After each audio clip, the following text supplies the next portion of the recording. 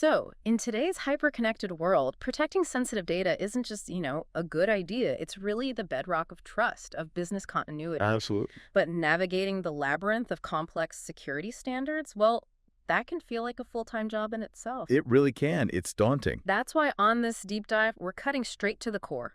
Our focus today is on how a globally recognized standard, ISO 27001, powerfully intersects with a cornerstone cybersecurity solution, privileged access management, or Oh, PAM. PM. Our mission here is to unpack exactly how PAM capabilities directly address specific ISO 27001 controls. And look, this isn't just about checking boxes. No, not at all. It's about simplifying compliance, significantly boosting an organization's security posture, and frankly, making your life easier when it comes to protecting those really valuable assets. Hmm. And we'll be drawing out the key insights from a document that maps these out pretty clearly. ISO 27001 controls V's PAM capabilities. Mm. Understanding this relationship, well, it's key for you to quickly grasp these advanced cybersecurity concepts and, importantly, how they apply in the real world. Yeah, whether you're prepping for a big meeting or maybe you're just curious about how companies actually secure their digital crown jewels. Exactly. Okay, so let's set the stage.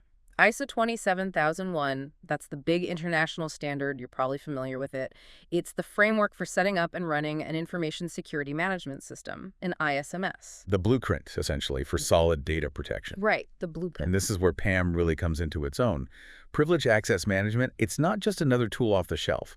It's a crucial enabler for meeting a really significant chunk of those ISO 27001 controls. Which ones are we talking about specifically? Well, everything from fundamental access security and strong authentication, right through to the granular management of those super sensitive, powerful, privileged accounts. Yeah. The ones that, if they get compromised. Yeah, disaster can bring a whole organization down. Precisely. So the big picture goal then, it's not just having some security, right? It's about aligning your PAM solutions directly with the IS 27001 requirements. That's it. And this integration, it doesn't just boost security, it cuts down your attack surface drastically and smooths out the path to compliance. It does. Does it ever feel like organizations maybe see PAM only as a compliance checkbox, though, rather than a really strategic security investment? Oh, that's a great point. And yeah, often that is the reality, unfortunately. But the real power comes when organizations realize integrating PAM isn't just about ticking an auditor's box. Yeah. It's about fundamentally changing how you manage privileged access. It's enforcing critical principles like least privilege and creating an environment that's audit-ready and secure by design, not just as an afterthought. Secure by design, I like that. It really elevates security from being seen as just a cost center to being a strategic enabler for the business. That makes perfect sense. Okay, let's really dig into that concept then. Starting with arguably the most foundational principle for both ISO 27001 and, modern cybersecurity, least privilege. Mm-hmm. This is covered under ISO 27001 Control 8.5.15 Access Control. So why is least privilege so critical, and how does something like just-in-time access make it actually work in practice, not just theory? Okay, so Control 8.5.15 says organizations must enforce least privilege and restrict access based on business requirements. Yeah. The importance of least privilege, it's huge because it radically minimizes the blast radius if a privileged account is compromised. Wow, the blast radius. Right. Instead of handing out blanket admin rights, you're only giving the exact access needed for the shortest time possible. This seriously limits where an attacker can go, what they can do. And PAM makes this practical through things like role-based access control, RBAC, and the just-in-time JIT access provisioning. Exactly right. RBAC defines what a role can access, preventing those overly broad permissions. Then JIT takes it a step further. How so? It grants those elevated permissions only when someone explicitly requests them for a defined, often very short time. And then this is key. It automatically takes them away again. Okay. Imagine a sysadmin needs access to a critical server for maybe 15 minutes to apply a patch. JIT grants that access, they do the work, and 15 minutes later, poof, the access is gone. So it shrinks that window of opportunity right down. Dramatically. Turns a potential all-day risk into just a 15-minute exposure. Huge difference. Okay, building on that secure identity foundation then, ISO 27001 moves to 8.5.16, identity management. It says organizations must ensure the secure management of identities, authentication, and authorization. Right. And what's fascinating here is how centralized privileged identity management, PAM, pulls this all together. It makes it not just secure, but actually manageable and auditable. Centralized PM. Yeah. PIM, combined with strong authentication like MFA multi-factor authentication and secure password vaulting, means all your privileged identities are handled from one secure central spot. That sounds much less chaotic. It cuts down complexity, reduces the chance of mistakes, and gives you that single pane of glass view for all your high-value accounts. It's like the control tower for your digital identities. Okay, the control tower.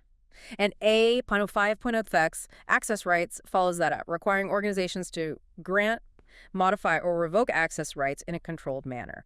Now, that sounds like it could be a manual headache without the right tools. Oh, it absolutely can be a total nightmare. But PM gives you automated access request workflows, plus solid approval mechanisms. Automation is key there. Definitely. It ensures any change to access rights, granting, revoking, modifying, isn't just some ad hoc decision. It follows a documented, auditable process that eliminates a lot of risk from human error or, unauthorized changes slipping through. Okay, let's shift focus a bit now. Let's talk about securing the privileged activities and access points themselves, starting with A.8.2, privileged utility programs. The control is to restrict and control the use of privileged utilities and programs. These are those really powerful tools, right? Exactly. The ones that can do serious damage if misused. So here, PAM offers critical capabilities like application control and session monitoring specifically for privileged activities. Application control, session monitoring. Yeah. So you can dictate precisely which privileged tools can be run, who can run them, and under what circumstances.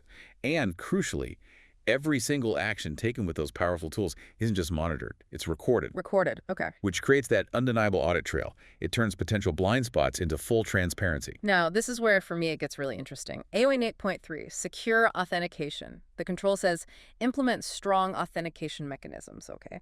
Standard stuff. But the PAM capability listed is MFA and passwordless authentication for privileged accounts. Ah, yes. Password. How does passwordless even work for these super high-stakes accounts? And what's the real benefit? Is it just more secure? Well, passwordless for privileged accounts is a genuine game changer. And not just for security, but actually for operational efficiency, even the user experience for admins. Okay. Tell me more.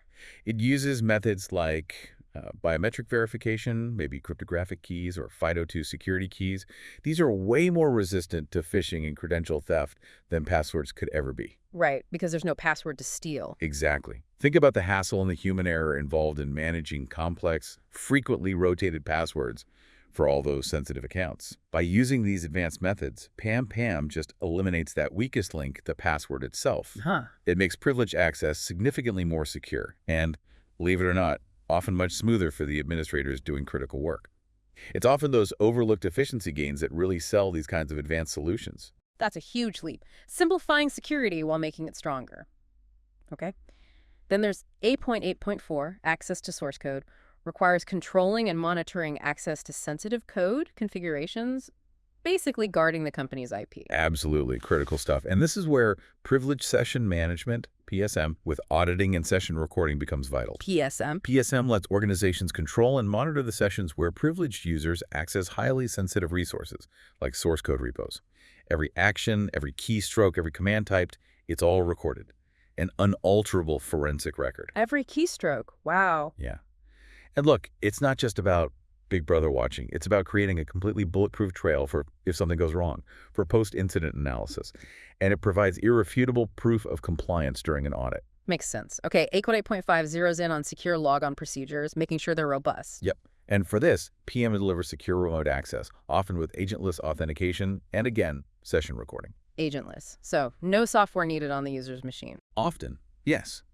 It means even when your privileged users are connecting remotely, maybe from home or another office, the connection is secured without needing special software installed on their potentially less secure personal devices. And crucially, all their activity during that session is still fully recorded. Maintaining that accountability chain. Exactly, that crucial chain of accountability wherever they are. And finally, under the section, A.8.8 directly calls out privileged access management itself. The control requires organizations to restrict and manage privileged accounts, ensuring accountability. So PAM is both the solution and part of the requirement. This is PAM's absolute core function, its wheelhouse. It includes automatically discovering all the privileged accounts across your network, and trust me, they're often ones IT doesn't even know exist. Shadow IT accounts. Precisely. Yeah. PAM finds them, manages their entire life cycle from creation to deactivation, and critically securely vaults their credentials, stores them encrypted, rotates them automatically. This is just fundamental to having accountability for every single high-power account. Right. Okay, let's shift gears slightly into monitoring, logging, and data integrity. This is where organizations get that real-time visibility and can really prove accountability. A.8.10, Monitoring System Access, is about implementing continuous monitoring and logging. Yeah, this is where you get that deep, comprehensive visibility into what privileged users are actually doing. PAM provides real-time session monitoring, keystroke logging, as we mentioned, and even behavioral analytics. Keystroke logging gives that granular detail. What about behavioral analytics? So keystroke logging captures what happened. Behavioral analytics goes a step further. It analyzes patterns of activity, normal versus abnormal. It can flag unusual actions that might indicate a compromised account in real time, even if the specific action itself isn't technically forbidden by policy. It's looking for deviations from the norm. That's pretty smart. Okay. Then 8.8.12, Use of secret authentication information. This sounds like it's purely about credential security. It is. It focuses strictly on the secure storage and management of credentials. And PAM tackles this head-on with those encrypted password vaults and automated credential rotation. No plain text passwords anywhere. Absolutely not. Credentials for privileged accounts are stored in highly secure encrypted vaults, and they're automatically changed on a regular schedule without any human needing to know or handle the new password. This drastically cuts the risk from credential theft or accidental leakage. Makes sense. And for 8.8.15 secure authentication process, the control is about implementing secure techniques that can adapt to changing risk levels. Right. This is where PAM's adaptive authentication and risk-based access controls come in. Authentication isn't just a static one-time check anymore. How does it adapt? It dynamically adjusts based on context. Things like the user's location, the device they're using, maybe the time of day, the specific resource they're trying to access. Access is then granted, denied, or maybe requires an extra verification step based on a real-time risk assessment. So it's much more intelligent. Exactly. A much more intelligent and resilient security posture compared to just a simple password check. Okay, and critically, 8.12.1 and 8.12.2 deal directly with login and monitoring. 8.12.1 needs comprehensive logs for accountability, and 8.12.2 is all about protecting those logs, ensuring their integrity. Yeah, these are crucial. PAM addresses A1212, port 1 through centralized logging, and importantly, integration with SIEM systems, security information, and event management. That gives you that unified view across everything. A single source of truth for security events. Pretty much. And for A12.2, protecting the logs themselves, PAM emphasizes tamper-proof logging and uses that privileged user behavior analytics again. Tamper-proof meaning? Meaning the logs are protected from being altered or deleted. Any attempt to mess with the logs or any suspicious behavior related to log access gets immediately detected and flagged. This is absolutely critical for forensic investigations and, of course, for passing audits. Right. You need to trust your logs. Lastly, A.12.6, security of system files. Making sure unauthorized access to critical system files is locked down tight. These really are the crown jewels. They often are. And PAM helps significantly here with things like file integrity monitoring, or FEM. FEM constantly watches critical system files and detects any unauthorized changes, additions, deletions. And again, privileged session management plays a key role, ensuring that any legitimate access to these super sensitive files is tightly controlled, monitored, recorded. It provides that essential audit trail. Okay, wow. We've gone deep into the specifics there, mapping PAM capabilities right onto those ISO controls. So let's zoom out. What does all this mean for an organization that's looking to get this right, to achieve ISO 27001 compliance using PAM? Beyond just understanding the pieces, what are the tangible next steps? Yeah, good question. It really boils down to a few core actions. First, you need to conduct a proper PAM maturity assessment, specifically aligned with ISO 27001. So figure out where you are now. Exactly. It's not just a tech check. It's strategic. Understand your current state. Identify the critical gaps against the standard. Second, implement automated access control mechanisms. Use the capabilities we've talked about, JIT access, automated workflows to cut down on manual work, and human error. Get the machines to do the heavy lifting. Where it makes sense, yes. And third, establish continuous monitoring and robust audit practices. Security and compliance, they aren't a one-and-done project. Nope. An ongoing process. Absolutely. It's an ongoing process of vigilance, adaptation, making sure you're always protected and always ready for an audit. What an illuminating deep dive. Seriously, Uh-huh. we've seen how integrating these quite advanced privileged access management solutions directly with ISO 27701 controls gives you a really powerful pathway, not just to a stronger security posture, but also significantly reduced attack surfaces and, crucially, much smoother audit readiness. Yeah, it's about being proactive, right? Not just reactive. Exactly. And hopefully, this deep dive has given you a clear roadmap. You can see how a specific, powerful technology like PAM directly tackles those critical security standards, making them feel less abstract, more manageable, and ultimately much more effective in the real world. Moving from theory to action. That's the goal. Okay, so as we wrap up, here's a final provocative thought for you, our listeners, to ponder. Given how cyber threats are constantly, relentlessly evolving, getting more creative, how might the capabilities of PAM and maybe even the requirements of ISO 27701 need to adapt even further? How do we protect against threats we haven't even conceived of yet? What's the next frontier in securing our most privileged access? Something to think about.